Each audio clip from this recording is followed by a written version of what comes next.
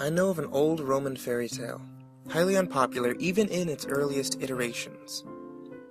It might be based on a particular event, or perhaps it's an extrapolation from existing Slenderman stories. The translation I'm most familiar with goes a bit like this. Once upon a time, there were two girls, Stella and Serena.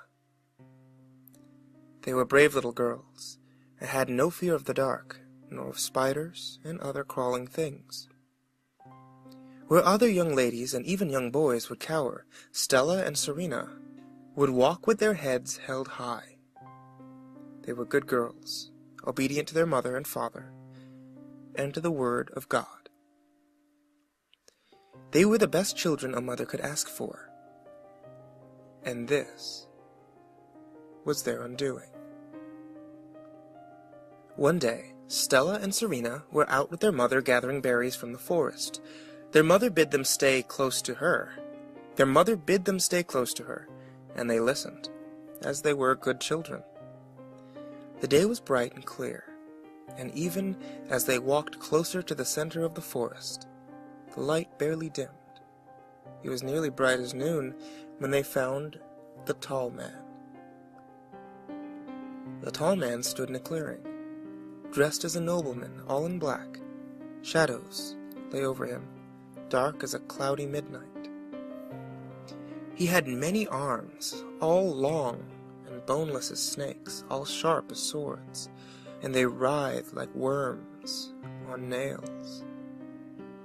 He did not speak, but made his intentions known. Their mother tried not to listen, but she could no more disobey the tall man than she could forget how to breathe. She walked into the clearing, her daughters shortly behind her. "Stella," she said, "take my knife and cut a circle on the ground big enough to lie in." Stella, who was not afraid of the tall man, nor afraid of the quiver in her mother's voice, obeyed what her mother had said. "Serena," the mother said, "take the berries and spread them in the circle, and crush them underfoot until the juice stains the earth." Though Serena wondered why her mother asked her to do such a thing, she obeyed, because she was a good girl. "Stella," the mother said, "lie in the circle." Stella, though she was worried she might stain her clothes, did as her mother asked. "Serena," the mother said, and bid Serena cut her sister open with the knife. Serena could not, would not. "Please," her mother said, "if you don't, it will be worse, so much worse." But Serena could not, and she threw the knife away and ran home, crying. She hid under her bed, afraid for the first time in her life. She waited until her father came home from the fields and told him of the terrible things that she had found in the woods. Her father comforted her and told her that she would be safe. He went to the woods, his axe in hand, and he commanded she stay by the hearth, waiting for his return.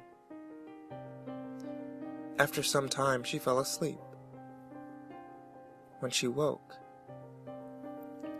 it was to the sound of knocking on her door at the darkest hour of the night. Who's there?" she said. "It is your father," the knocker said. "I don't believe you," said Serena. "It is your sister," the knocker said. "It cannot be," said Serena. "I am your mother," said the knocker, "and I told you it would be worse." And the door, locked tight before her father left, fell open as if it had been left ajar, and her mother stepped in.